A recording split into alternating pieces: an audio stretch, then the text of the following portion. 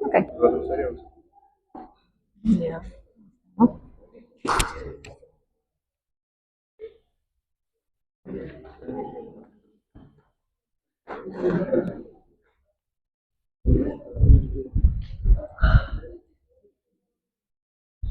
Este también es puntero.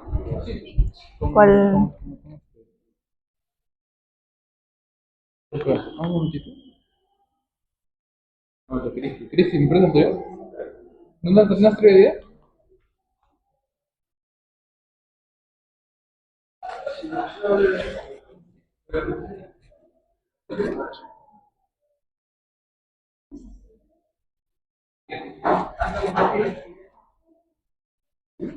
Oh.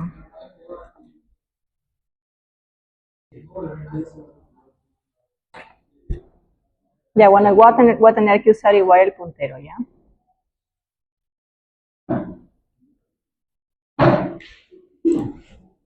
Ok. Listo. A ver, vamos a avanzar con la exposición. Está apagado, creo.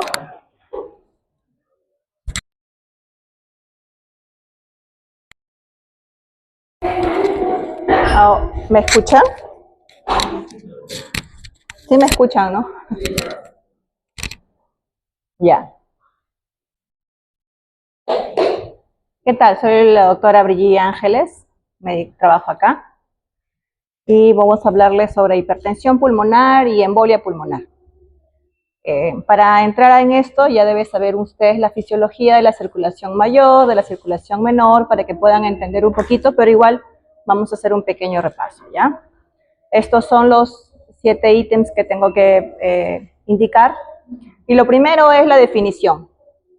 Hay 2 conceptos importantes que tienen que tener claro, qué es hipertensión pulmonar y qué es hipertensión arterial pulmonar. La hipertensión pulmonar es un síndrome. Ya es un síndrome en el que tienes signos, síntomas y que también tienes que tener exámenes auxiliares para poder determinar la causa, ¿no?, de la hipertensión pulmonar. Entonces, ¿qué es la hipertensión pulmonar? Es la presión arterial alta en los vasos sanguíneos de los pulmones.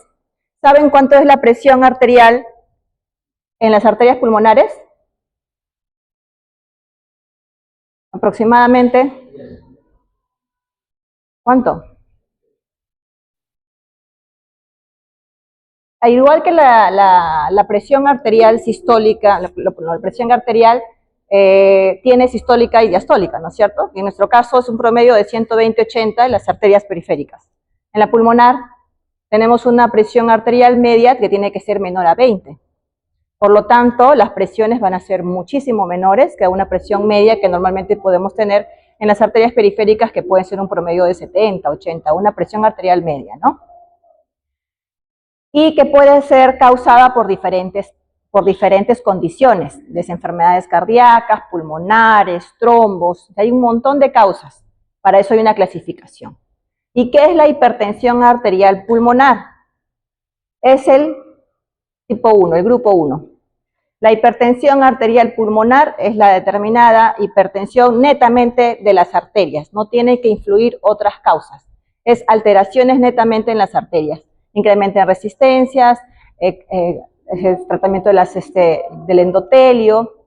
En este caso las arterias pueden estrecharse, pueden bloquearse, tienen otros mecanismos y los van a determinar por el grupo 1. ¿Ya? El grupo 1, que es dentro de la clasificación, es la hipertensión arterial pulmonar. Nosotros tenemos, para definir y ya decir que es un paciente que tiene hipertensión pulmonar, tiene que tener una presión arterial media por encima de 20. Esto está estandarizado en las últimas guías. Bueno, en la Sociedad Europea de Cardiología nosotros normalmente nos valemos.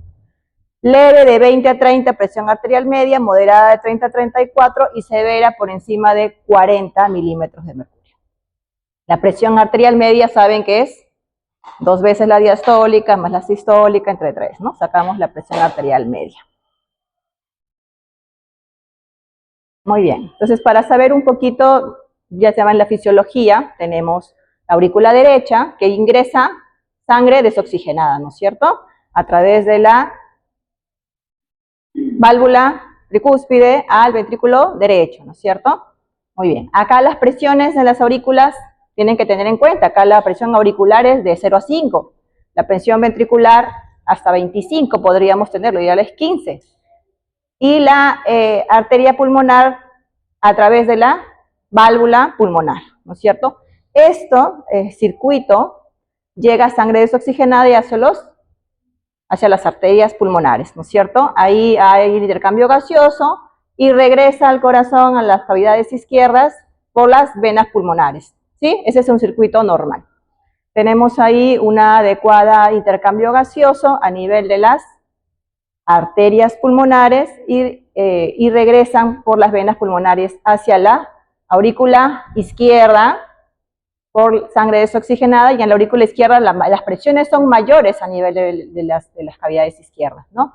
A través de la válvula mitral y del ventrículo izquierdo sale sangre oxigenada hacia todo el sistema de circulación mayor por la válvula aórtica. ¿Sí? Bien. Ok, entonces más o menos es el promedio de lo que nosotros tenemos en la aurícula derecha.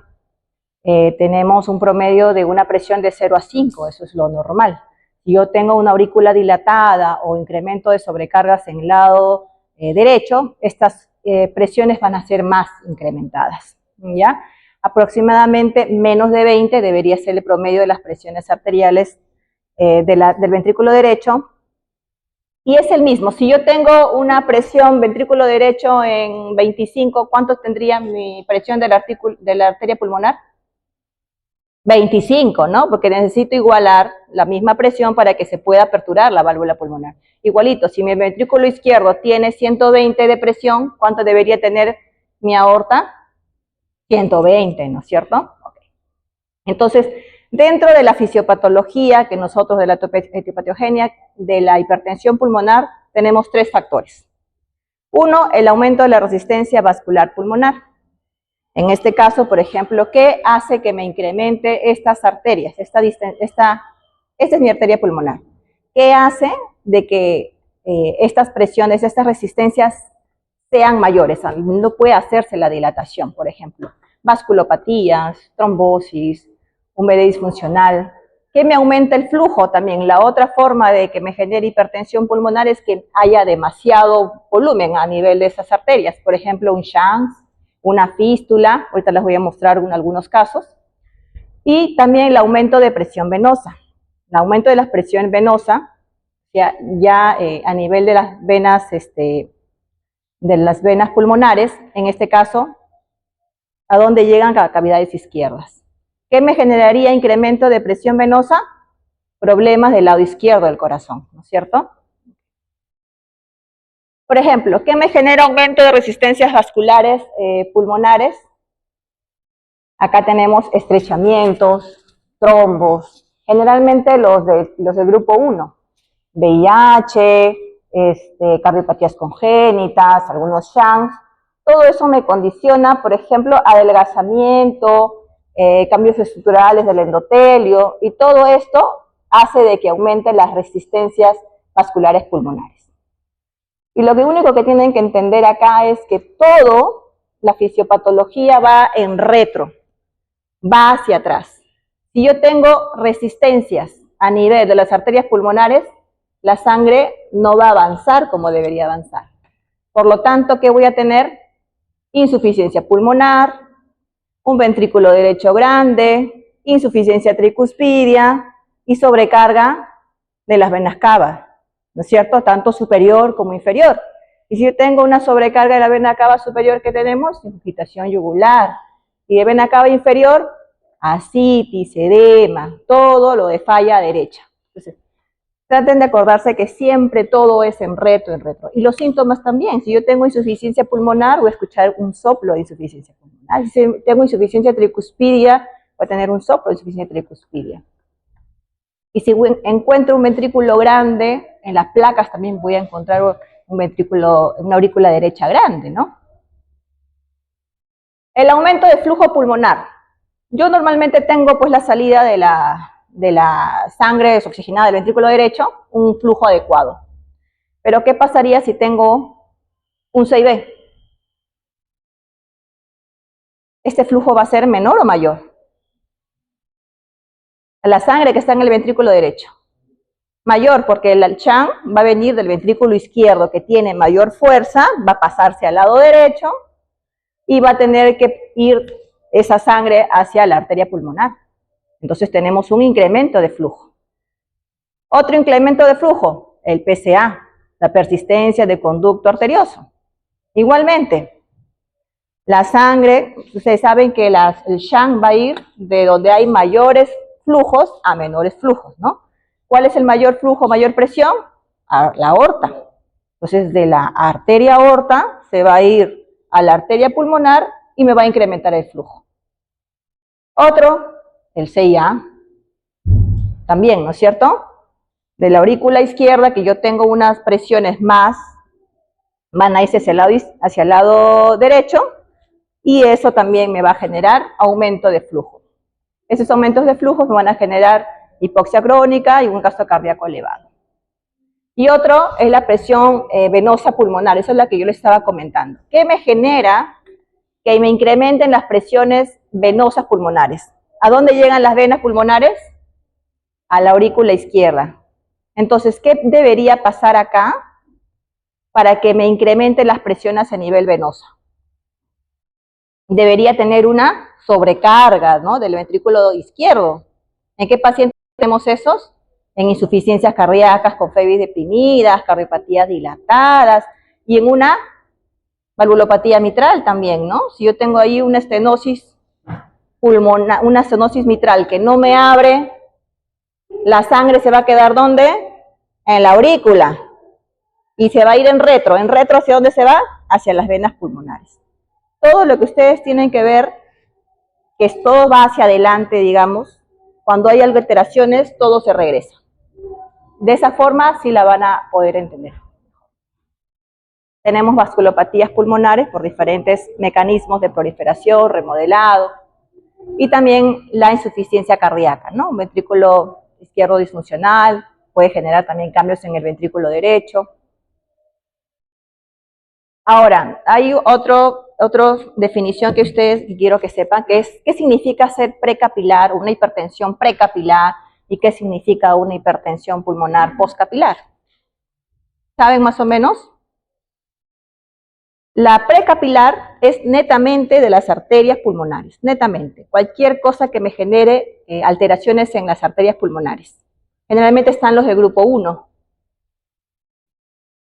Eso significa que si yo tengo problemas netamente en las arterias y capilares pulmonares, mi problema es de resistencias vasculares sistémicas, ¿no?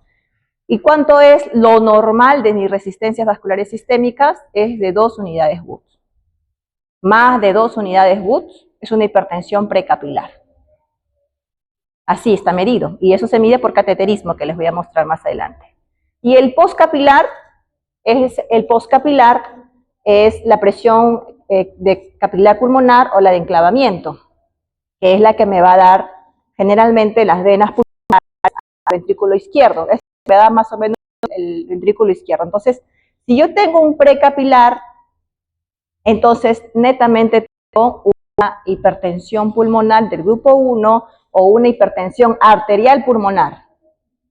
Si yo tengo una hipertensión capilar, posiblemente su causa es insuficiencia cardíaca, sobrecarga del lado izquierdo del corazón, una estenosis pulmonar. ¿Y puedo tener mixta?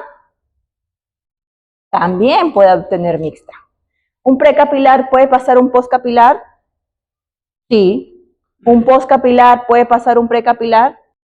También. Porque todo es las disfunciones del ventrículo derecho, al final te genera disfunción del ventrículo izquierdo. Igual, si yo tengo disfunción del ventrículo izquierdo, también me genera disfunción del ventrículo derecho. Entonces, dentro de la fisiopatología tenemos 5 grupos. Esa es la clasificación de la hipertensión pulmonar. Como yo les comenté, el tipo 1 o el grupo 1 es la hipertensión arterial pulmonar, la precapilar netamente. Entonces, hay problemas idiopáticos, hereditarios, cualquier causa. Vamos a ir por el grupo 1. Estas son todas las condiciones que me pueden indicar que este paciente tiene hipertensión arterial pulmonar. A este grupo yo le puedo decir, este paciente tiene hipertensión arterial pulmonar. Pueden ser hereditarias, hay la hipertensión arterial hereditaria, asociado a drogas, asociado a VIH, hipertensión portal, cardiopatías congénitas, como les mencioné hace rato también. El grupo 2, que es el más común, que es el 60-80% de la hipertensión pulmonar, es del ventrículo izquierdo. ¿Por qué? Porque hay bastante insuficiencia cardíaca en el ventrículo izquierdo, ¿no? Entonces ya les mostré que si yo tengo problemas en el ventrículo izquierdo, ya sea en las cavidades o en las válvulas, me van a generar en retro sobrecarga de las venas pulmonares, ¿no? Y estas venas pulmonares me van a incrementar la resistencia vascular sistémica también. El grupo 3, que tienen que acordarse también, pues puede venir una pregunta de los 5 tipos de hipertensión pulmonar, es por problemas pulmonares, ¿ya? Por ejemplo, el EPOC, el enfisema, el EPIT. Entonces, todo esto que me genera, toda esta fisiopatología de la parte del pulmonar, que me genera esta restricción y me genera esta resistencia vascular sistémica incrementada, también me puede dar hipertensión pulmonar. El grupo 4, que también lo vamos a evaluar como embolia, como tromboembolismo pulmonar, es los émbolos. Los tromboembolismos, que pueden ser agudos, que pueden ser crónicos, también me generan incremento de resistencias vasculares sistemas, incremento de la presión arterial pulmonar. Bueno, y algunas imágenes les voy a mostrar el electrocardiograma. Y el grupo 5 son las misceláneas, son diferentes trastornos que pueden ir en común. Uno no sabe si al final es hematológicos, sistémicos, metabólicos. Entonces, realmente no hay una causa específica. Decimos que es un tipo 5. Ya. Dentro de la epidemiología tenemos la prevalencia de 1% en la población mundial de hipertensión pulmonar. Está considerado como enfermedades raras la hipertensión arterial pulmonar. Acá en Perú también. La incidencia es de 1 a 2 casos por millón de habitantes al año. Incrementa en un 10% pacientes mayores de 65 años, ¿no? Es 2 veces más frecuente en mujeres. La primera causa es la insuficiencia cardíaca, o sea, el grupo 2, ¿no es cierto? Segunda causa, el EPOC. ¿Qué grupo? Grupo 3, excelente. Hay un poquito de la historia de algunos colegas que empezaron a describir alteraciones en las arterias pulmonares, han sido en 1891. Eisenmenger, hay un síndrome de Eisenmenger. El Eisenmenger, el síndrome de Eisenmenger es la hipertensión pulmonar severa que ya no tiene cura en pacientes con cardiopatías congénitas, ¿no? Entonces Eisenmenger asoció esta condición en un paciente que tiene CID, comunicaciones interventriculares, cardiopatías congénitas, ¿no? Poco a poco han ido describiendo un poquito más estas enfermedades. Ya en 1981 empezaron ya el registro y poder determinar realmente, intentar comprender esta patología y desarrollar tratamientos, ¿no? Y en el 2006 ya se considera como una enfermedad rara. Ya le expliqué las más comunes. La primera causa es el grupo 2 por insuficiencia cardíaca y la segunda causa es el grupo 3 por el EPOC. Entonces, ¿cómo es la clínica de los pacientes, ¿no? Tenemos síntomas, signos tempranos y signos tardíos. Por ejemplo, si yo tengo problemas a nivel pulmonar, hay una mala oxigenación, lo que voy a tener es disnea, ¿no es cierto? Disnea al ejercicio. Y hay una clasificación de la OMS, así como tenemos la clasificación de la insuficiencia cardíaca por NIJA, que es del 1 al 4, igualmente tenemos la clasificación del 1 al 4 por la OMS de la disnea, dependiendo de la capacidad funcional. Fatiga, agotamiento, disnea, palpitaciones, hemoptisis, distensión abdominal y también todo lo correlacionado a insuficiencia cardíaca derecha, porque al final esos pacientes terminan con insuficiencia cardíaca derecha. Por ejemplo, puede tener dolor de pecho, dolor torácico los pacientes. ¿Por qué? Porque a veces se dilata tanto la arteria pulmonar, ¿no? Que puede, o el ventrículo derecho, que comprime las arterias coronarias, el tronco de la arteria coronaria común, la izquierda. Entonces puede generar angina al esfuerzo. Puede generar ronquera también, porque puede haber compresiones del nervio laringio. Entonces necesita estar así, ¿no? Falta de aire, mareos, procesos infecciosos. Y el examen físico que vamos a encontrar a nivel cardíaco. Si todo es en retro, voy a encontrar, por ejemplo, a la inspección que voy a encontrar. Si yo tengo en retro que está todo congestionado, el ventrículo, el aurículo y las venas, ¿qué voy a encontrar? Que el paciente primero se cansa, ¿no? Lo hacemos caminar. Hay un test, el test de caminata de 6 minutos, que es que hay que hacerlo en estos pacientes. Entonces, vamos a decir cansancio. En algunos casos severos, vamos a ver cianosis. Generalmente en cardiopatías congénitas, ¿no? ¿Y qué vamos a encontrar? Si hay sobrecarga de la vena cava superior, ingurgitación yugular, reflujo hepatoyugular, lo que sea. En la palpación, ¿qué vamos a encontrar? Un ventrículo derecho grande, una aurícula derecha grande, por lo tanto vamos a encontrar un latido del ventrículo derecho incrementado, vamos a ver hepatomegalia, edema en miembros inferiores, ¿no? Signos de insuficiencia cardíaca derecha. En la auscultación, si yo tengo incrementadas las presiones, ¿cómo debería encontrar el cierre de las válvulas semidulares? Con un reforzamiento, ¿no? Un S2 muy incrementado. ¿Por qué? Porque tengo tantas resistencias arriba que me va a hacer que el cierre sea más brusco de las válvulas pulmonares. Por lo tanto, el S2 va a estar más incrementado. Van a escuchar un tum, tum, tum, tum. Así van a escuchar.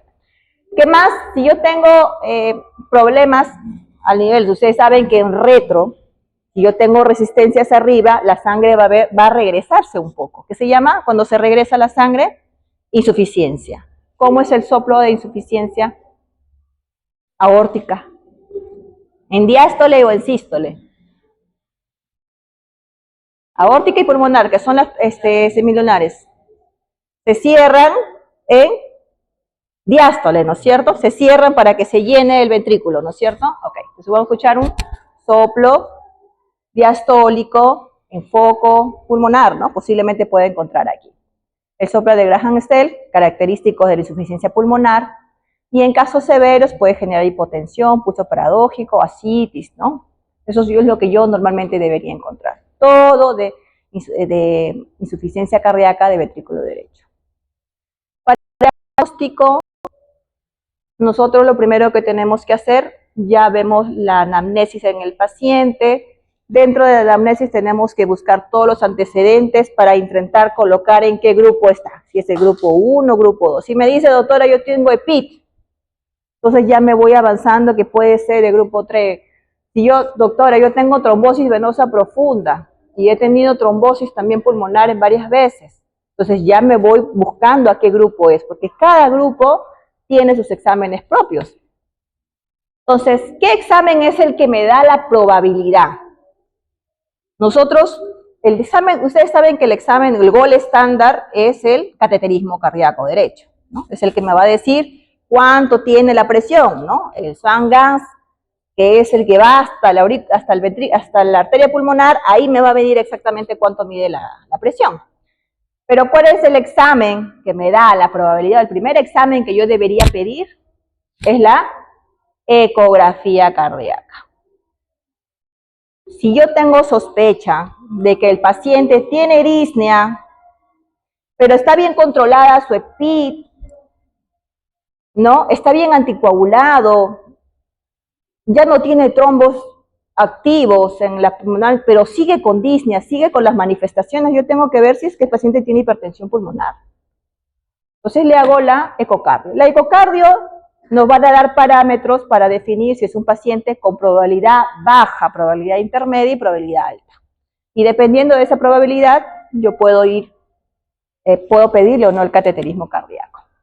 Otros exámenes, gammagrafía, tomografía cardíaca, que es el gold estándar con contraste. No, el cateterismo diré que es el gold estándar.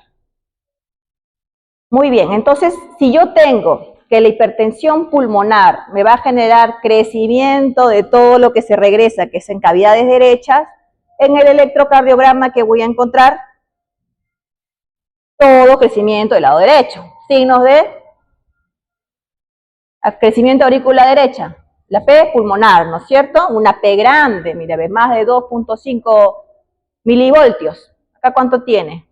3 y tanto. Una P pulmonar.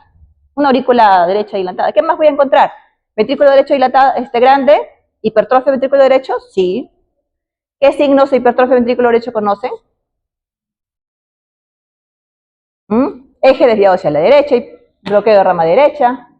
R altas en B1, B2. Ustedes saben que B1, B2 y B3 es ventrículo derecho, ¿no es cierto? B5, B6, ventrículo izquierdo. Muy bien. ¿Y acá quién le acompaña? 2, 3 y ABF es ventrículo derecho y 1 y ABL es ventrículo izquierdo. Muy bien. ¿Tengo R altas en B1? Sí, ¿no? Entonces, el electrocardiograma nos va a determinar realmente algunos cambios eléctricos que los tenemos que verificar con la ecografía cardíaca, la tomografía o los otros exámenes, ¿no? Un examen inicial. Si yo veo un electrocardiograma que tengo una P grande, R's altas, bloqueo de rama derecha, T negativas. ¿Qué son T negativas?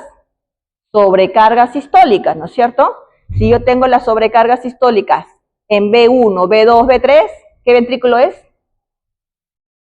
Ventrículo derecho, ¿no es cierto? Acá yo tengo mi B1, B2, B3, ventrículo derecho. B4, B5, B6, ventrículo izquierdo, ¿sí? Igualito. Ok, si yo tengo D2, D3, ABF, abajo, derecho. 1 y ABL están para este lado, izquierdo. Acuérdense así. Entonces, la S profunda son sobrecarga sistólica del ventrículo derecho, ¿no es cierto? Entonces, es un corazón que está con sobrecarga sistólica del ventrículo derecho. Tiene una hipertrofia, tiene una aurícula grande. Entonces, ¿qué me puede generar todo esto? Algún problema en las cavidades derechas y en retro sería arterias pulmonares, ¿no es cierto? Algo que me está generando que la sangre no fluya como debería fluir, me está estancando. Y en la radiografía, ¿qué vamos a encontrar? Varias cositas. Uno, ¿qué vamos a encontrar? ¿Cómo estaría la arteria pulmonar? ¿Grande o pequeña en una hipertensión arterial? Grande, ¿no? Entonces ahí deberíamos encontrar una arteria grande. ¿Cómo encontraríamos la aurícula derecha? Grande también, ¿no? Dilataciones de la aurícula derecha. Bastante, vamos a ver los vasos también bien incrementados, bien grandes, bien dilatados. Entonces, todo eso se va a evaluar en la radiografía de tórax también. Eso es lo que vamos a buscar. Si lo tenemos, la ecografía cardíaca, como yo les comenté, ya me imagino que saben un poquito de ecografía, pero vamos a entenderlo aquí.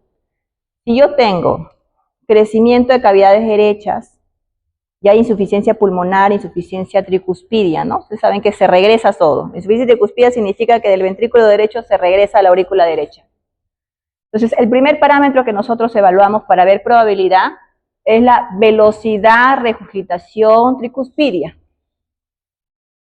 Si se regresa más sangre, hay más hipertensión pulmonar. Porque no me está dejando pasar, más bien me está regresando la sangre. Entonces, si mi velocidad de regurgitación tricuspidia es por encima de 3.4 metros por segundo, tengo alta probabilidad de ser hipertenso pulmonar. Yo le digo, este paciente tiene que hacerse cateterismo. Hay que diagnosticar o hay que darle tratamiento. Probabilidad intermedia, 2.9. Mayor a 2.9 hasta 3.4. Y probabilidad baja, menos de 2.8. Eso es lo que nosotros evaluamos. Esa es la velocidad de regurgitación. Que la sangre se regrese. Miren cómo se regresa. La sangre debería venir de la aurícula derecha al ventrículo derecho, pero la sangre se regresa. Esa velocidad es lo que nosotros medimos en la ecografía cardíaca. Si es mayor a 3.4 es hipertensión pulmonar probable, alta probabilidad. Acá no hablamos de si es hipertenso o no, alta probabilidad. Acá hablamos de probabilidades nada más. ¿Y qué otros parámetros encontramos? Por ejemplo, si yo tengo una probabilidad intermedia, ¿no? Me sale un tiempo de regurgitación una velocidad de regurgitación tricuspidia en 3. Pero tengo una aurícula grande, tengo un ventrículo grande, tengo una dilatación del anillo. ¿Será probabilidad intermedia? Será alta, porque ahí lo pasamos a la siguiente. ¿Por qué? Porque, por ejemplo, si yo tuviera una insuficiencia tricuspidia, una dilatación, 3 no va a ser realmente 3. Solamente que como está dilatado, las velocidades van a ser menores, ¿no es cierto? Ok, entonces vemos estos 3 cositas. Por ejemplo, el diámetro del ventrículo derecho. Vemos la arteria pulmonar también, cómo están las muescas mesosistólicas, regurgitación pulmonar. Si yo tengo que tiene insuficiencia pulmonar adicional en mi ecografía, también pasa a ser a la siguiente, ¿no? Si yo tengo mi vena cava, que lo normal debería tener en 20, si yo tengo en 24 mi vena cava, significa que hay también sobrecarga en ventrículo derecho, en aurícula derecho, y hace de que mis venas cava inferior o la cava superior no lleguen bien, ¿no es cierto? Entonces eso también me genera hipertensión pulmonar, todo en retro. Entonces, el ecocardiograma nosotros evaluamos principalmente cavidades derechas para poder determinar la probabilidad. Entonces, con nosotros ustedes ven un paciente que tiene la clínica, tiene los factores de riesgo, ya lo están tratando de buscar en qué grupo, le piden la ecografía y la ecografía te dice, sí, puede ser una probabilidad alta, entonces hay que dar el siguiente y ya tratar al paciente, ¿no? ¿Para qué sería la gamografía pulmonar? ¿Para qué le pediríamos? La gamografía pulmonar, ventilación, perfusión. La gamografía pulmonar es de la ventilación, le ponemos un radioactivo que inhala el paciente para que veamos si los pulmones están ventilados, ¿no es cierto? ¿En qué caso no estarían ventilados? ¿Ah? EPOC, ¿no? Otras causas, muy bien. Pero si están bien ventilados y más bien mal perfundidos, un TEP, claro, pues, ¿no? Porque la perfusión tiene que ver, le ponemos un radioactivo por la vena, eso se va a la parte pulmonar, y si vemos sectores así como está, que no capta, significa que no están perfundidos. Y si no están perfundidos es porque hay un trombo que no le deja perfundir la sangre, pues. El TEP, tromboembolismo pulmonar. Y si yo tengo este positivo, estaría pensando en un tromboembolismo pulmonar, que sería el grupo 4, ¿no? Entonces ya con eso digo, es tromboembolismo pulmonar, le doy anticoagulantes, pues, ¿no? Bueno, la resonancia cardíaca a veces podemos hacerlos también, mira las cavidades derechas más grandes que las cavidades izquierdas, con grado de dilatación del anillo tricuspidio, con grado de insuficiencia, tricuspidia, también sería otro examen que podríamos hacer. El test de marcha de 6 minutos es una prueba funcional. Ponemos unos conitos más o menos con 30 metros de distancia y lo hacemos caminar por 6 minutos al paciente. Evaluamos frecuencia cardíaca, saturación y la clasificación de disnea. Señor, ¿cuánto tiene de disnea? De 1 al 10, así vamos avanzando, ¿no? ¿Qué hacemos? Diagnóstico. Hay algunos parámetros en el test de marcha, por ejemplo, de cuántos metros puede caminar.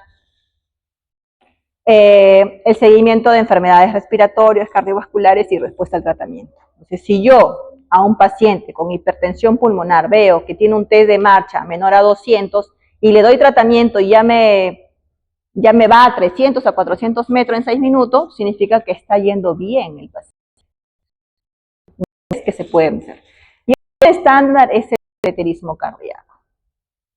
Es el cateterismo, ¿no? Se hace en una sala de un cineangiógrafo, se coloca por vía femoral este de acá el Swan-Ganz, que nosotros lo conocemos, ingresa por la vena cava superior, atraviesa, y acá, donde llega primero, va midiendo. ¿Cuánto mide? Les dije la aurícula derecha, de 0 a 5, ¿no es cierto? Acá debería medir 3 milímetros de mercurio. Si yo veo que ya estoy ingresando acá y mi registro está midiendo más alto, significa que está habiendo presiones elevadas. Listo, bajamos al ventrículo derecho. El ventrículo derecho me va a generar normalmente unas presiones de 25, presión arterial sistólica, 25, ¿no? Podríamos tener. ¿Tiene presión arterial diastólica? No. Los ventrículos no tienen. ¿Quiénes son los que tienen la presión arterial diastólica? Las arterias, porque necesitan estar dilatadas, perfundidas, ¿no es cierto? Okay. Entonces, ¿cómo yo la diferencio? Porque yo cuando voy a la arteria pulmonar ya tengo presión arterial sistólica y diastólica. Y por ejemplo, acá tiene presión arterial sistólica en 20 y diastólica en 10, 20 con 10. Le sacan un promedio, ¿cuánto le saldría la presión arterial media? 14 quizás, no sería menos de 20. Muy bien. ¿Y qué otra medida tomamos? La presión de enclavamiento. ¿Qué es la presión de enclavamiento? Entonces acá se infla un globo y al inflar un globo evaluamos las presiones y las resistencias de este nivel. ¿Cuánto es lo que tiene que avanzar? La presión de enclavamiento, y esto es en retro, tendría que ser de la presión del ventrículo izquierdo, ¿no es cierto? En retro. La presión de enclavamiento normal es menos de 15. Entonces, el médico hemodinamista que hace este procedimiento tiene su tablita de parámetros hemodinámicos. Para decir que el paciente tiene hipertensión pulmonar, debo tener una presión arterial media en 20 milímetros de mercurio. ¿Quién me lo da? El cateterismo cardíaco. Acá está. Hipertensión pulmonar, 20 milímetros de mercurio. Uy, quiero saber si es precapilar, o sea, grupo 1. ¿Qué tengo que tener? Aparte de tener mi presión arterial pulmonar en 20, ¿qué debería tener? Si es precapilar, la precapilar que mide presión vascular pulmonar, ¿no? Resistencia, ¿no? Resistencia vascular pulmonar, que debería ser, si lo normal es menor a 2 Wood, 2 unidades Wood, debería ser mayores a 2 unidades Wood. Si yo tengo mis resistencias que están mayor, unidades Wood, pero mi presión de enclavamiento pulmonar o presión capilar pulmonar está menor a 15, o sea, está normal, el ventrículo izquierdo no se afecta en nada, es precapilar. Precapilar, no tiene nada que ver el corazón, ahí es precapilar, arriba. No están tocando nada el corazón. ¿Y cómo sería poscapilar? Sería mi presión arterial pulmonar mayor a 20. ¿Tienen un problema arriba en las resistencias? No debería tener un problema en las resistencias. ¿Cuál es el problema? Cavidades izquierdas. Y si yo tengo problemas en cavidades izquierdas, en retro, ¿qué le tocaría? La presión de enclavamiento. Si yo tengo una presión de enclavamiento mayor a 15, es poscapilar. Entonces yo le digo acá, este no es grupo 1 definitivamente. Podría ser grupo 2 principalmente. Podría ser grupo 3, grupo 4 también. Acá está la combinada. La combinada es que tenga hiper y poscapilar, significa que la presión arterial media esté mayor a 20. La presión de enclavamiento esté elevada, significa que ya esté afectado mi ventrículo izquierdo. Mis resistencias vasculares estén por encima de 2, que también hay afectación de ventrículo derecho.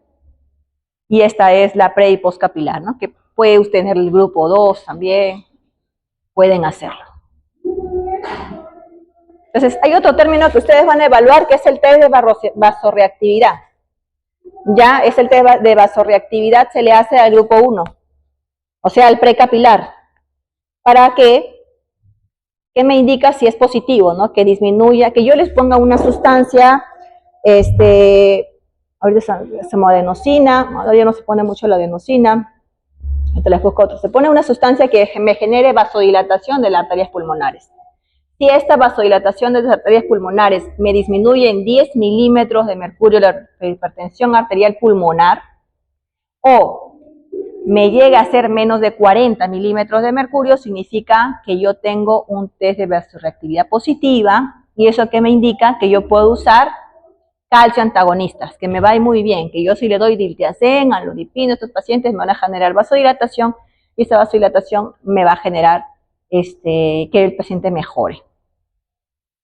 ¿Ya? disminuir 10 milímetros de mercurio de la presión arterial media, por ejemplo. Y lo otro es, por ejemplo, que yo tenga 60 milímetros de mercurio de presión arterial media y me baje a 55. Sí cumple, ¿no es cierto?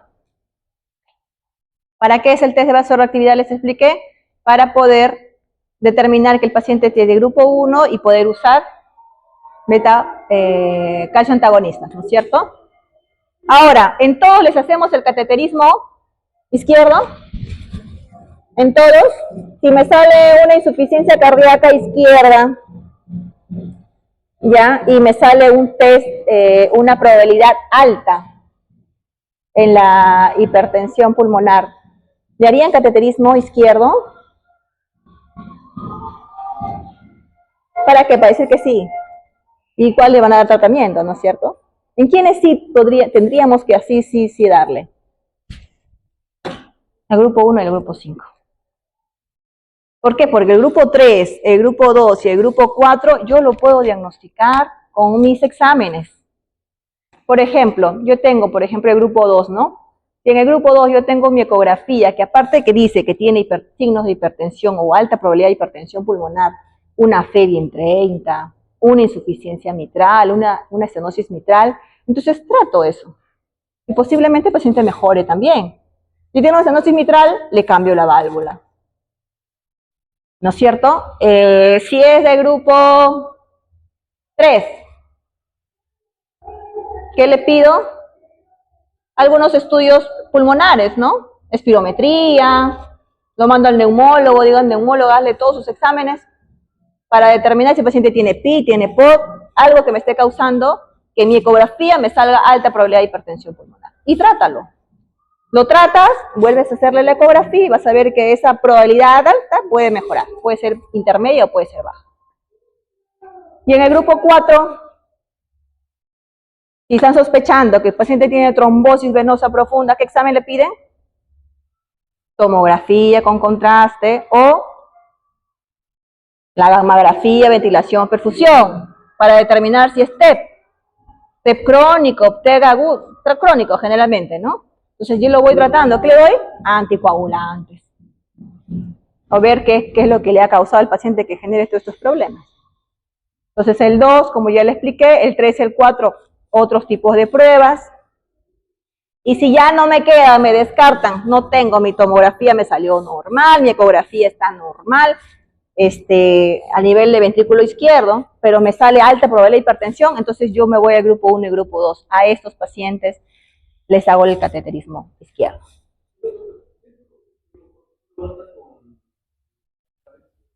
Claro, lo ideal, por ejemplo, porque pueden tener combinaciones, puedes tener varias causas. Entonces, si tú sabes que es por ejemplo, por tromboembolismo y tú le das anticoagulantes y el paciente de acá a 3 meses o a 6 meses le puedes pedir una ecografía, tú puedes decirle si es que ya mejoró, esa es tu causa. ¿Me entiendes? ¿Por qué? Porque un cateterismo derecho es un examen invasivo. Ya no es un examen con radiación. Ustedes saben que tomarse una tomografía con contraste nomás, ¿cuántas radiografías son? ¿Saben? 800, 1000, 1500 radiografías es tomarse una tomografía. Imagínense un cateterismo cardíaco. Son 2500 radiografías. Esa es la radiación que el paciente necesita. Entonces, eso tienen que tener en conciencia para poder determinar qué pacientes son los que voy a enviar. ¿Ya? Entonces ya, cateterismo izquierdo, netamente. Ahora, si el paciente, por ejemplo, hay casos por ejemplo, que tenemos acá, tengo una estenosis mitral y quiero ver si tengo afectación de hipertensión pulmonar que posiblemente la tenemos, hacemos cateterismo izquierdo y derecho, ¿no? Evaluamos coronarias para ver si es que también aparte de la válvula tenemos que colocar bypass. También hacemos cateterismo derecho para evaluar el grado de hipertensión que él tiene. En grupo 1, por ejemplo, que están las cardiopatías congénitas. También tenemos que hacer el cateterismo derecho, porque si yo, ¿para qué voy a operar a un paciente que tiene un Eisenmenger ya? No le voy a mejorar en nada. ¿No me entienden? Entonces le hago el cateterismo, declaro que es un Eisenmenger y ya no lo opero. El paciente tiene una probabilidad de muerte muy alta. O va pues a otro tipo de trasplante, ¿no? Cardiopulmonar generalmente en ellos. El tratamiento, no existe prevención. Podemos usar algunos pacientes con hipertensión arterial y hipertensión pulmonar que dependen de oxígeno. Podemos hacer algunos tipos de ejercicio, rehabilitación, algunos diuréticos, vacunación. Y bueno, cada tipo tiene su manejo, ¿no? Ya vemos que tipo 2, tipo 3, tipo 4, la causa. Tipo 4, anticoagulantes. Tipo 3, tus inhaladores, no sé, sus corticoides, lo que quieran darle. El tipo 2, tratamiento de falla cardíaca izquierda. Cambio de válvulas, si es que es el problema en los cambios de válvulas. En el grupo 1 sí puede usar calcio antagonista, trasplantes pulmonares y los nuevos, algunos manejos dirigidos, por ejemplo, los agonistas de las prostaciclinas, receptores de endotelina, los potenciadores de óxido nítrico o el GMP cíclico, ¿no? Entonces, este es el grupo 1, por ejemplo, principalmente. Ahora, que esto podamos usar en algunos del grupo 2, sí, generalmente los inhibidores de la fosfodiesterasa. Entonces tenemos en el camino de la endotelina, que me va a generar vasoconstricción, proliferación de células musculares lisas, que me va a generar fibrosis de la arteria pulmonar. Entonces tenemos los antagonistas de los receptores de endotelina, que podemos usar en estos pacientes. Del camino del óxido nítrico, que me van a generar, tenemos, por ejemplo, los inhibidores de la fosfodiesterasa, que es el conocido, sildenafilo, tadalafilo, ¿no es cierto? Son los inhibidores de fosfodiesterasa. Y tenemos el camino de las prostaciclinas, ¿no? Que me van a generar vasodilatación, antiproliferación. ¿Qué medicamentos tenemos? Acá los vamos a tener. Acá están toda la lista de medicamentos que pueden usar. Calcio antagonistas, amlodipino, diltiazem, felodipino, nifedipino. Si es que el paciente tiene un test de vasoreactividad positivo y es un paciente del grupo 1. No me vayan a dar al grupo 2, ¿no? ¿Cómo? No, porque un Eisenmenger no te va a generar.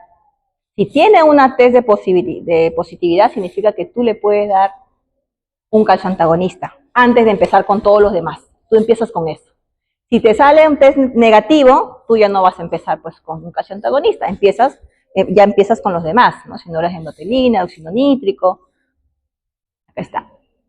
Tenemos los receptores de las endotelinas, como el bosentan, que acá hay, el macisentan. Tenemos los inhibidores de la fosfodiesterasa, como el tadalafilo, el sildenafilo, los análogos de prostaciclinas que usan en administración oral, pueden usar como inhaladores también. Tenemos también los agonistas receptores de prostaciclinas. Este es un estimulador de guaniliato ciclasa, que es riociguat, eso también ha llegado acá. También tenemos el hilopros, que son análogos de las prostaciclinas, que son inhaladores. Entonces, eso ya ustedes empiecen a buscar un poco más de esto, ¿no? Por ejemplo, igual van a ver acá la imagen, esto es de la guía. Por ejemplo, si yo tengo un test de vasoreactividad respondedor al tratamiento, significa que tengo un test positivo de vasoreactividad, es un paciente con hipertensión arterial pulmonar, que es de grupo 1, ¿no es cierto? Que puede tener también hereditaria, lo que quieras, puedes poner. Son respondedores. Los pacientes que yo ya lo diagnostiqué, hay en otros países unidades de hipertensión pulmonar. Aquí no lo tenemos. Acá lo tenemos como falla cardíaca, hipertensión pulmonar en algunos hospitales. En otros centros sí tienen unidades de hipertensión pulmonar. Se dedican solo a atender a estos pacientes. Hacen el cateterismo derecho, tiene un test de vasoreactividad positivo, que significa que hay una caída de 10 milímetros de mercurio de la presión arterial pulmonar o llega a ser menos de 40. Iniciamos tratamiento con los calcio antagonistas. Evaluamos de 3 a 4 meses. ¿Qué evaluamos? Clase funcional por la OMS, ¿no es cierto? Si antes me caminaba pues ni ir al baño, ahora ya me camina 2 cuadras. Entonces significa que está mejorando. También evaluamos algunos péptidos natriuréticos, hemodinámicamente en reposo cómo está también al paciente, y continuamos el tratamiento y las evaluaciones van muy bien este paciente con su diltiazem, con su nifedipino, con lo que tú quieras darle. Va excelente, no necesitas darle nada más. Pero ¿qué pasa cuando no dan? Tienen una prueba de vasoreactividad negativa. Hacemos otro tipo de medidas. oxígeno, le podemos dar, evaluamos, por ejemplo, a las comorbilidades que el paciente puede tener, ¿no es cierto? En este caso ya podemos usar combinaciones de medicamentos. Puede usar los inhibidores de la fosfodiesterasa asociado con un inhibidor de la endotelina. Podemos usar combinaciones de medicamentos, que eso generalmente ya lo hace el cardiólogo clínico, ¿no? Y vamos viendo cómo va avanzando. Empezamos a hacer combinaciones con doble terapia, triple terapia. Bueno, hay que tener en cuenta que son medicamentos muy costosos y que en el Estado no lo tiene ningún hospital. Entonces, a veces lo están considerando como enfermedades raras y ahí ingresa un presupuesto para este grupo de pacientes que realmente es poco. No, estamos hablando del grupo 1, que ellos sí, yo les doy con todo para poder mejorar el paciente, ¿no? Los demás se puede manejar de otras situaciones. Muy bien. ¿Alguna pregunta en hipertensión pulmonar? ¿Alguna duda que tengan? ¿Tratamiento? Y por ejemplo, la persona tiene hipertensión arterial, la normal. Hipertensión arterial, ya. ¿Eso le puede ayudar con... No, es que es otra vía. Sí, la circulación arterial, por ejemplo, tú puedes tener dentro de los 5 antihipertensivos que nosotros manejamos, ¿no? Uno de esos, que son calcio antagonistas, generan vasodilatación en muchos pacientes. Entonces, esa dilatación se ha encontrado que en las arterias pulmonares puede tener ese efecto. Pero, por ejemplo, yo no le puedo dar losartán y le voy a bajar la presión arterial pulmonar.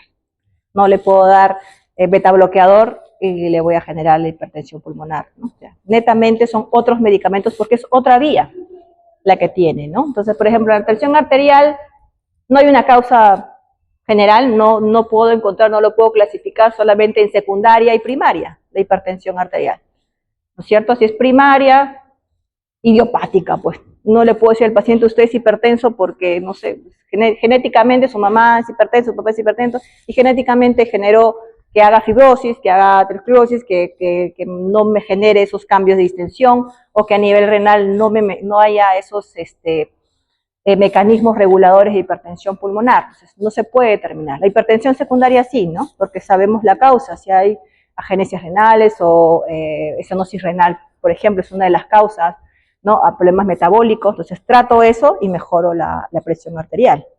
Este es otro camino. La presión arteriales, las que van a tener menor presión, a diferencia de la presión arterial, ¿no? La presión arterial normalmente maneja presiones de 120, o pacientes que vienen con 200 de presión, ¿no?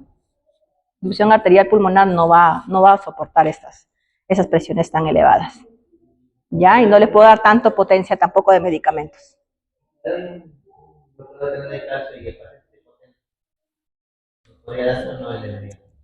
¿Está hipotenso?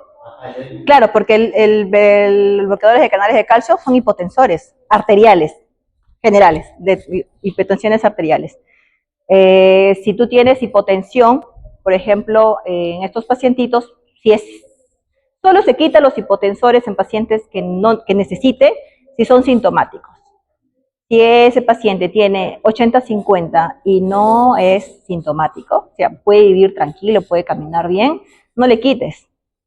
El problema es si se presenta hipotensión ortostática, si presenta otras causas. Es para falla cardíaca igual, ¿eh? Si yo tengo una falla cardíaca y yo tengo que darle los 4 fantásticos, pero me impide la presión arterial, lo único que me limita es que la hipotensión sea sintomática, nada más.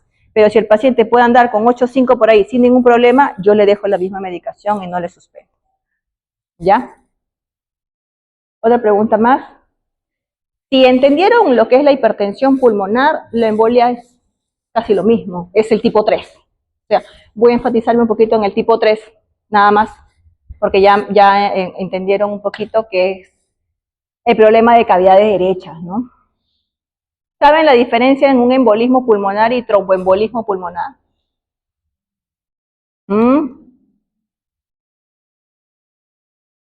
¿El embolismo qué es? Algo que se va y tapa una arteria, ¿no es cierto? ¿Qué puede ser qué? Trombo, ¿qué más? Gaseoso, ¿qué más? ¿Ah? ¿Ah? ¿Qué? ¿Graso? No sé qué graso. ya un trombo, un ateroma por ahí, difícilmente no que vaya, puede ser. Otro, endocarditis también, ¿no? Entonces, un coágulo, ¿no? Igual tengo que hablarles sobre los siete contenidos. Entonces, ¿qué es la embolia? Porque mi tema es embolia, no es tromboembolismo pulmonar, es embolia pulmonar. Es la obstrucción de la arteria pulmonar. ¿De dónde viene? De ventrículo derecho. Entonces, es lo mismo.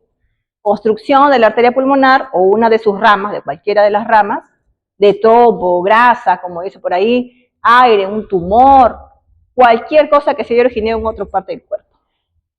¿Qué es lo que va a provocar? Que haya poca llegada de sangre de la arteria pulmonar hacia el intercambio gaseoso y por lo tanto me va a disminuir la oxigenación en la sangre, pues, ¿no? Pues les voy a explicar por qué. Y puede afectar a otros órganos. La sintomatología va a depender del tamaño del coágulo y dónde sea la obstrucción. Si yo tengo pues la obstrucción acá en la puntita, el paciente ni lo va a sentir. Pero si yo lo tengo acá, el paciente se muere.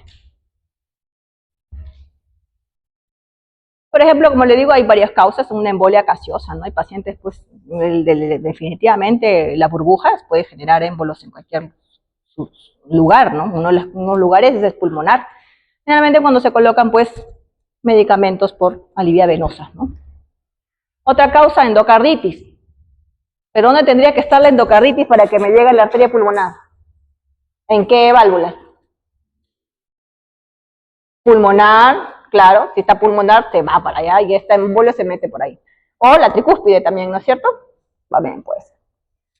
Y el otro, pues el más común, el 80%, tromboembolismo, ¿no es cierto? Que me formen trombos a nivel de miembros inferiores, viaje por ahí, se meta a la aurícula derecha, al ventrículo derecho y se meta a la vena, a la arteria pulmonar y se infartó.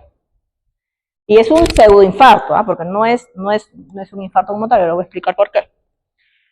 El más común es la tromboembolia, que es la que voy a dar un poquito más de énfasis. La enfermedad tromboembólica venosa son dos. La trombosis venosa profunda y la tromboembolia pulmonar. ¿En qué genera? La triada de Virchow, ¿no? La triada de Virchow nos va a generar trombosis. ¿Cuál es la triada de Virchow? Lesión, éstasis e hipercoagulabilidad. Muy bien. ¿Cuáles son los factores que me pueden generar, por ejemplo, una lesión endotelial de la triada de Virchow? Una fractura. Por eso el antecedente que ya tenía una fractura de cadera en una abuelita tiene más riesgo de trombosis y yo lo anticoagulo profilácticamente a este paciente. Un trauma mayor. ¿Por qué? Porque esta fractura me va a lesionar las arterias. Pues, ¿no? Definitivamente las arterias van a estar lesionadas por una fractura expuesta o una fractura interna. Traumas mayores. Hipercoagulabilidad.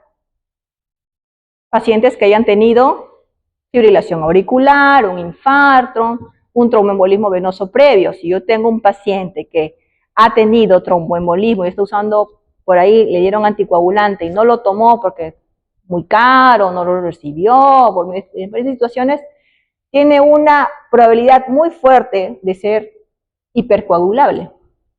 Y la éstesis sanguínea, que se quede estancada y la sangre que no avance. El paciente que está postrado, ¿no es cierto? Postrado ahí porque le reemplazaron la cadera, reemplazaron la rodilla, tiene lesión medular, que está postrado el paciente, entonces la sangre no va a tener una buena regulación. Y acá tenemos los moderados y los débiles, ¿no? Acá está la mayor cantidad de hipercoagulabilidad, por eso el cáncer, las infecciones, las trombofilias, todo eso te puede generar factores predisponentes de hacer tromboembolismo pulmonar. Pero entre los principales, las fracturas, los postrados y los estados de hipercoagulabilidad.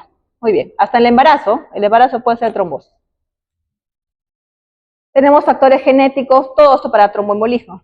Alteraciones anticoagulantes adquiridos, el cáncer, como ya les mencioné, inflamatorios, las lesiones, ¿no? Lesiones endoteliales, enfermedades autoinmunes.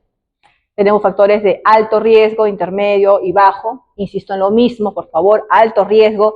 Cirugías que sean menores de 3 meses, pacientes que están postrados, neoplasias, fracturas de huesos largos, tienen alto riesgo de probabilidad Y en este grupo de pacientes posiblemente tengan el uso de anticoagulación profiláctica.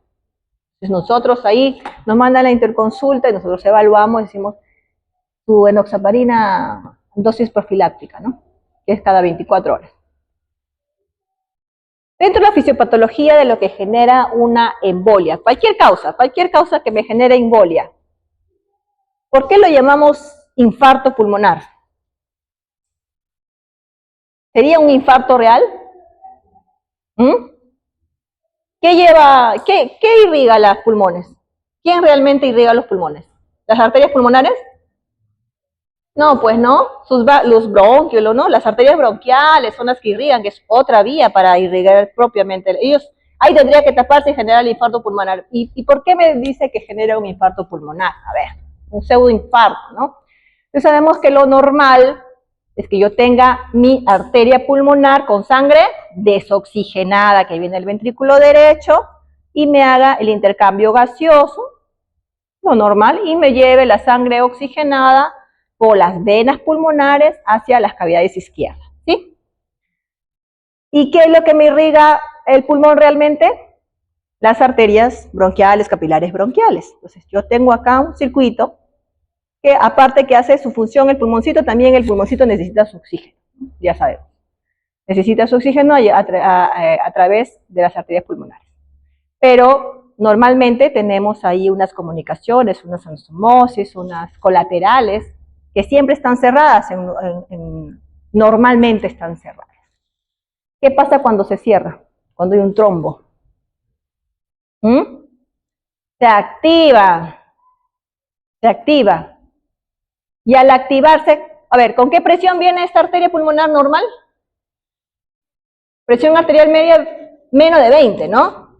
¿Con qué presión vendrían las arterias bronquiales? ¿Cuánto vendrían las arterias? Las arterias, ¿con cuántas de presión manejan las arterias sistólicas? 120, ¿no es cierto?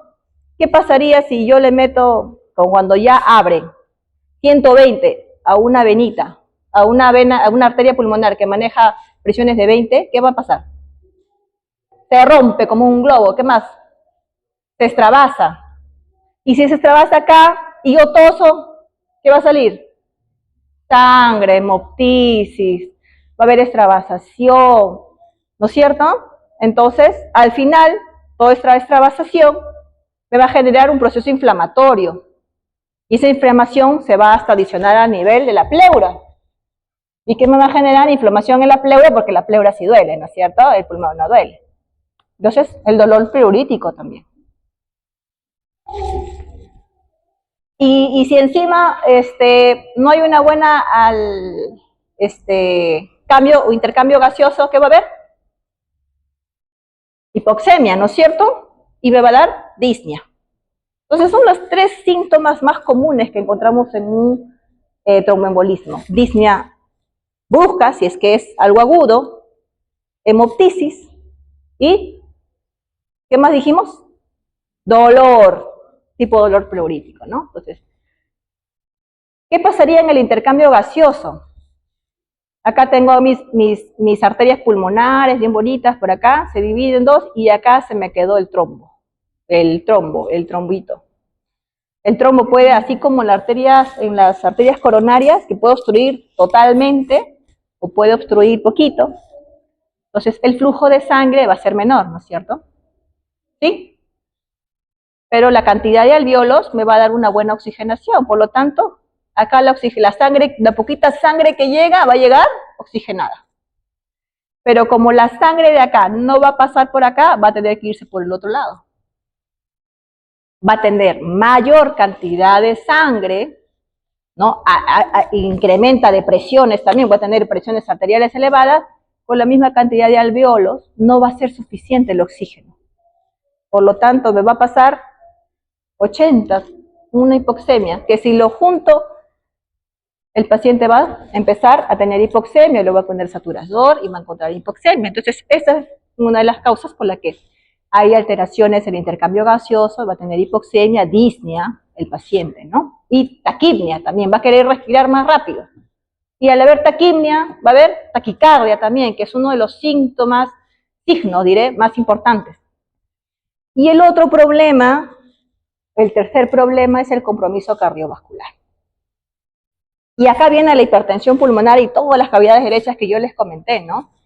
Si el émbolo viene, se adhiere a nivel de la arteria pulmonar, va a haber obstrucción del flujo, ¿no es cierto?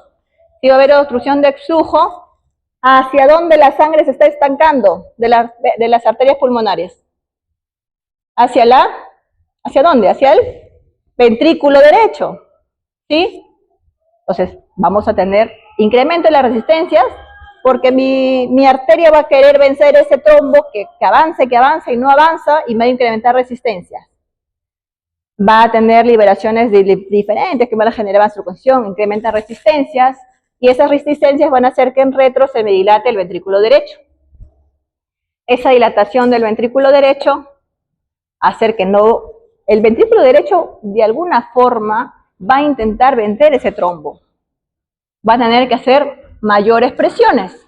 Si mi ventrículo derecho tiene una presión sistólica de 20, va a tener que aumentarla a 40 para tratar de vencer. Pero así sea, como sea, por ejemplo, intentar aumentar las presiones, no va a poder. ¿Y qué pasa? Por ejemplo, ¿cuánta sangre llegaría a los pulmones? ¿Poca o mucha? Si yo tengo un tromboembolismo, por ejemplo, del 70% de un pulmón, llegaría poco, ¿no es cierto? Del pulmón, del intercambio gaseoso. ¿Y cuánta sangre llegaría a las cavidades izquierdas?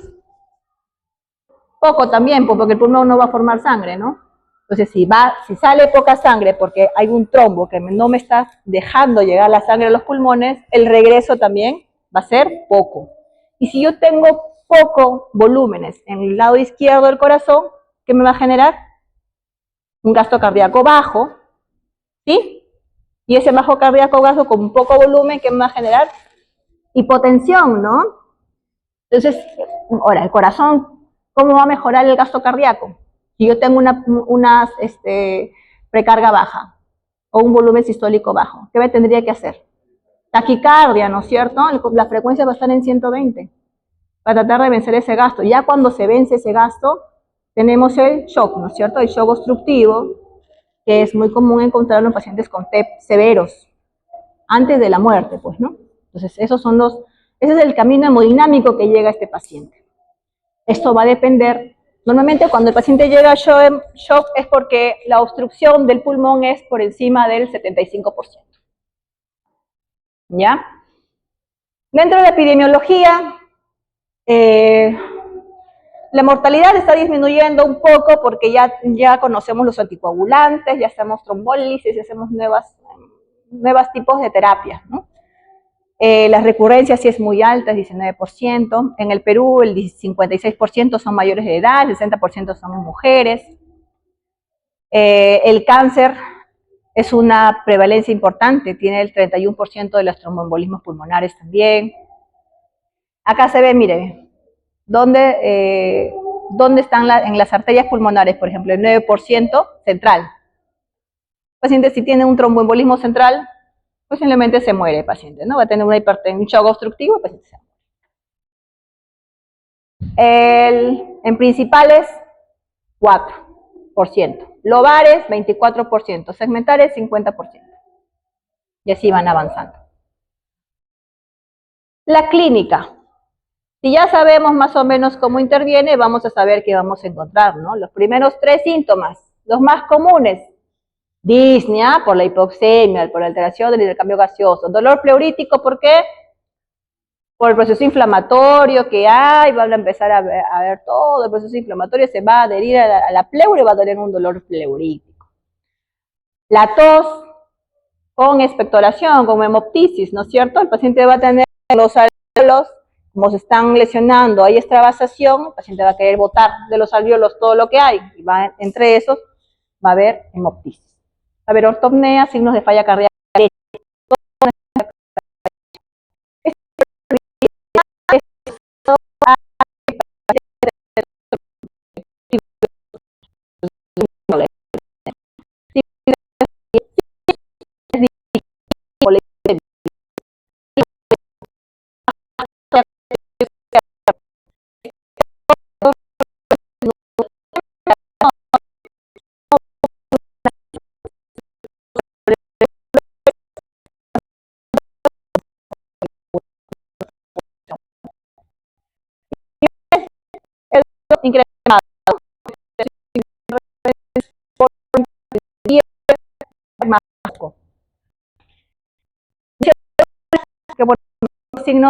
eficiencia cardíaca derecha. Como ya les comenté, tengo un trombo acá, todo en retro, todo en retro. Insuficiencia pulmonar, ventrículo derecho grande, insuficiencia tricuspidia, ventrícula derecha grande, crecimiento de las venas, ¿sí? Tanto superior como inferior. Taquimia, cianosis. ¿Cianosis por qué? Por el intercambio gaseoso, pues va a estar saturando 80%. Dependiendo, pues, grado sea de la hipertensión pulmonar, ¿no es cierto? Vamos a encontrar igual latidos ventrículo derecho incrementado. Analizar las piernas del paciente. Agarremos acá los presiones y dolor. Tiene edema, su pierna ahí negra, trombosada, entonces el 80% de las posibilidades es que sí tenga un TEP. La ocultación, ya les mencioné, sibilancias, ruidos cardíacos aumentados en pulmonares, un S2 incrementado por la hipertensión pulmonar secundaria. Ok.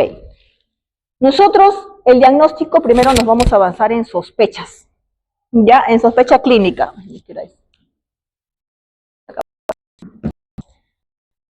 El diagnóstico definitivo va a dar la angioterapia, ¿cierto? Ese es el estándar para yo poder decir es un TEP.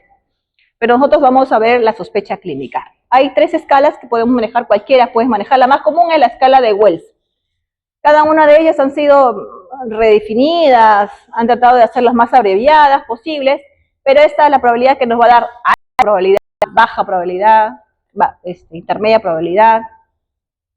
Por ejemplo, el Wells nos indica el TEP como primera probabilidad, signos de trombosis venosa profunda, la frecuencia la taquicardia, ¿no? La taquicardia. Es más, en el normal es la taquicardia de mayor a 100, que tenía un poquito más de punto, y la otra taquicardia es de 75 a 100, algo así. O sea, la frecuencia cardíaca, diré, de 75 a 100. También tenía otro puntaje, ¿no? Una inmovilización de 3 días, una intervención quirúrgica a las 4 semanas, un cáncer, hemoptisis. Todo esto nos da 2 cosas, que sea probable o que sea improbable. Si no les gusta se pueden ir a la ginebra, que básicamente ven la edad, si tiene trombosis venosa profunda, si ha tenido intervenciones quirúrgicas, si ha tenido algunos síntomas como hemoptisis, frecuencia cardíaca. Ahí vamos la probabilidad baja, intermedia y alta. Entonces, cuando ustedes tienen la primera evaluación por emergencia, digamos, cuando ya sean internos, ustedes van a decir, la probabilidad de hipertensión pulmonar no me va a dar hipertensión pulmonar, ¿no? Alta probabilidad de hipertensión pulmonar por la escala de Wells, tantos puntos. Suficiente. Ya con eso le dan una cachetada al emergenciólogo. Y el otro es el PETMOS, ¿no? Es un puntaje un poco más, tiene más de puntajes. Por encima de 86 ya tenemos hablando de un riesgo moderado. Y de esto es lo que va a determinar, por ejemplo, qué pacientes son los que van a angiotomografía. Aquí les pido dímero D también, pues, ¿no? Porque el dímero D es importante. El dímero D nos va a ayudar mucho, ¿no? Es lo que sale de la degradación de la fibrina, generalmente se encuentran en pacientes con trombosis, ¿no es cierto? Por ejemplo, si yo tengo evalúo la probabilidad clínica del TEP mediante la que ustedes quieran, y tengo una probabilidad baja o intermedia, el dímero D sale positivo, me dice, hazle uno, ahora el dímero D no me va a durar 3 días, pues, ¿no? El dímero D sale en 1 hora, en 2 horas. Si la angiotomografía sale confirmada, tratamiento. Si la probabilidad es alta, según mi escala de Wells, ¿no? O las otras 2 escalas, de frente tomografía. Alta probabilidad de hipertensión pulmonar. Se solicita tomografía. Nadie le va a decir nada. Número D. Tiene alta especificidad, ¿no? Si es un dímero D menor a 5, el paciente no tiene TEP.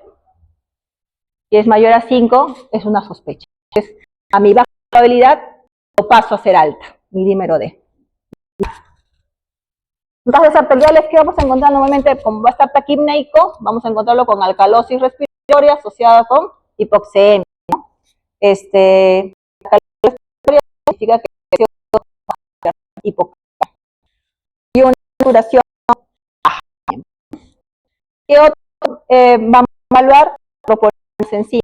¿Por qué? Porque el ventrículo derecho va a estar comprometido y todo lo que tiene sobrecarga en el ventrículo también.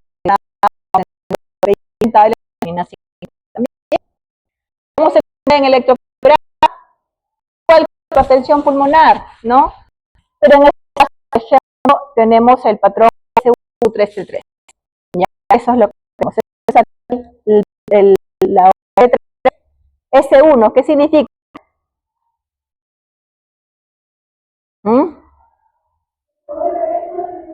Acá, en el 1, S1, significa que yo voy a tener una onda S acá, ¿no? Normalmente debería ser un poquito más prominente, pero lo normal es que yo no tenga onda S en D1. Tengo una onda S en D1. Q3 significa que en el D3 voy a tener una onda Q. Acá está, Q. ¿En la Q? Sí. Y T3, la onda T negativa en D3. S1, Q3, T3 nos indica, es un patrón para determinar tromboembolismo pulmonar, ¿no? Otra cosa evaluamos también, la sobrecarga del ventrículo derecho, ¿no es cierto? ¿Y cómo evaluamos sobrecarga del ventrículo derecho? Con T negativas de B1, B2, B3 también, ¿no? Tenemos T negativas acá, T negativas acá, T negativas acá, bloqueo de rama derecha, hasta podemos encontrar en algunos casos muy difícilmente la aurícula derecha incrementada, eso generalmente es más en crónicos. En severos, en agudos no se ve tanto, más es el ventrículo derecho. La radiografía, ¿qué vamos a encontrar? Hay algunos signos para evaluar tromboembolismo pulmonar, generalmente para tromboembolismo. Nos descarta otras causas de disnea, pues podemos evaluar que tengan una neumonía. Bueno, si tiene una neumonía, ya, bueno, no es. Y bueno, solo se presenta el 15% de la radiografía normal. Tenemos el signo de Westermarck, que es una hipertransferencia, que en esta zona lo ven más negrito, ¿no? Es más hiperlúcido. Entonces, significa que en esta zona no hay una buena oxigenación para poder determinar que en esta zona es que está teniendo el tromboembolismo pulmonar o el infarto pulmonar. La joroba de Hampton, que es como un triángulo, un triangulito en la zona donde puede estar infartado también, o él puede tener el tromboembolismo pulmonar. La elevación en el hemidiafragma, ¿no? Acá jala, la pleura jala hacia arriba. El signo de Paya, que es el aumento de la arteria pulmonar, ¿no? Está ahí incrementado. El trombo no pasa y se ha quedado ahí dilatado. ¿Sí? Es normal, ¿eh? Vamos a encontrar la dilatación de las arterias pulmonares en retro, ¿no? En la ecografía, pues, definitivamente, ¿no? Si yo sé que el 80%, el 60%, 80% de mi tromboembolismo pulmonar son por trombos en miembros inferiores, le voy a pedir una ecografía venosa, pues, ¿no? Que lo veo los piernas más o menos, mejor le hago una ecografía y miren el trombo que está acá. Que al color, mira, por acá no va a pasar sangre. Y todo esto es trombo. Entonces, por acá se ha desprendido un émbolo y ese émbolo se ha ido, pues, hasta el pulmón, ¿no? El ecocardiograma transtorácico, vamos a evaluar igual que la hipertensión pulmonar, crecimiento de cavidades derechas, ingurgitación tricuspidia, y hay un signo que es el signo de Macaulay, no les he puesto el video, pero es que, por ejemplo, el ventrículo derecho de la pared libre está estática y la zona apical está hiperdinámica. ¿Eso por qué? Porque el corazón de alguna forma tiene que vencer, pero quien incrementa o el que llega todas las presiones son las paredes laterales del ventrículo derecho. Ya me hubiera gustado traerles el video, sí he encontrado por ahí uno, pero... Bueno, la tomografía, pues sí, ¿no? Si tenemos una probabilidad alta o una probabilidad intermedia, pero que le tomo un dímero D y sale alto, le pido la angiotomo. La angiotomografía es la de elección, es la gold estándar, es la que me va a determinar dónde están las lesiones, dónde están los trombos. Tiene una sensibilidad del 83%, una especificidad del 96%. La gammagrafía, ¿me va a ayudar? ¿Tenemos tiempo para hacer una gammagrafía? ¿Sí o no? ¿No? Si es crónico, sí, le vamos a encontrar, ¿no? Vamos a ver que la ventilación puede ser normal en la paciente, pero la perfusión va a estar alterada por la trombosis, ¿no? ¿Cómo diferenciaríamos, por ejemplo, un TEP agudo y un TEP crónico? En una gamografía. En un TEP agudo, mi ventilación va a ser normal, salvo porque el paciente tenga un EPID, ¿no? Bueno, pero mi ventilación va a ser normal. En un crónico no, en un crónico ya tiene alteraciones ya progresivas. Va a tener una alteración, ventilación, perfusión, más a nivel de perfusión, pero sí vamos a encontrar algunos procesos de ventilaciones alteradas. El tratamiento va a depender de la estratificación. Ya terminamos, el tratamiento depende de la estratificación.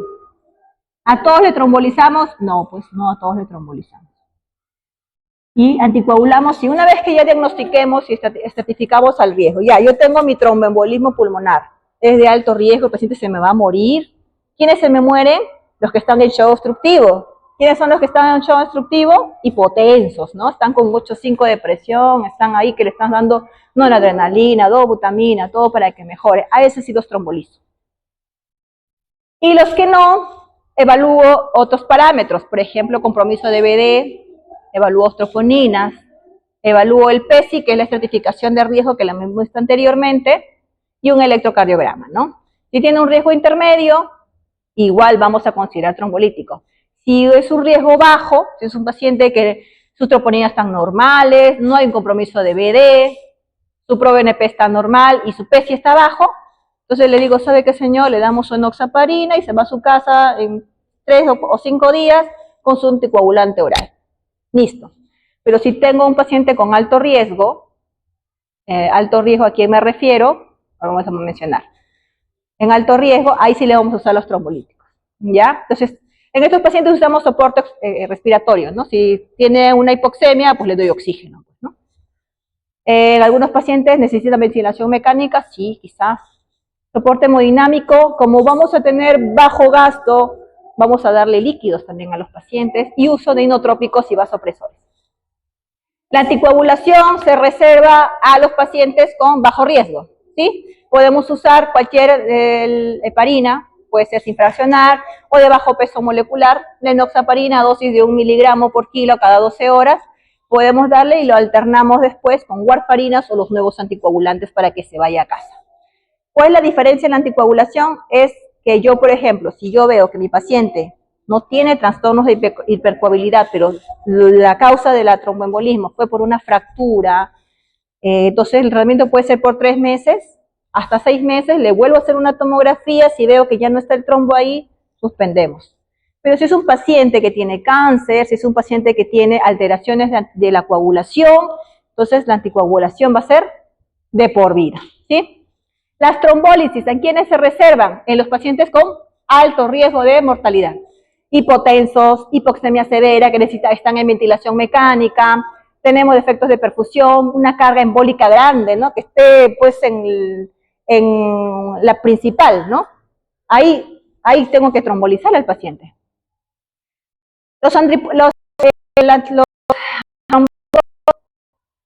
El que más usamos, por ejemplo, acá es el alteplase, el que tenemos, el que usamos para infarto cardíaco. Acá la dosis es las 2 frascos, porque cada frasco viene de 50, pasarlo en 2 horas. ¿Ya? Podemos usar el alteplase o cualquiera de los dos si los tienen en donde ustedes estén acá o estén en otro país, ya saben, existen otros trombolíticos que se pueden usar.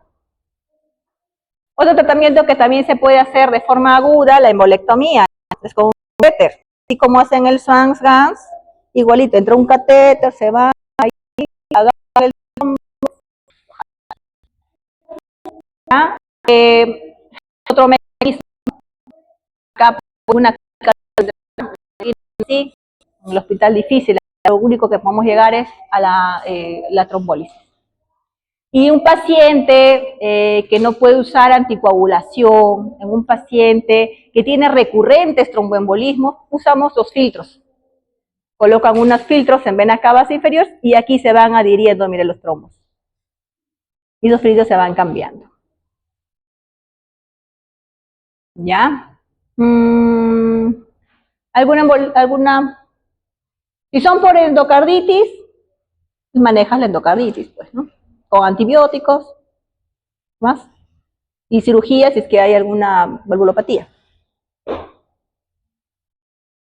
Nada más. ¿Alguna pregunta con embolia? No, igual les estoy dejando las diapositivas.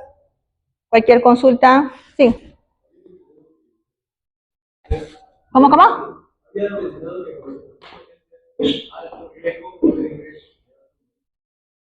Ajá.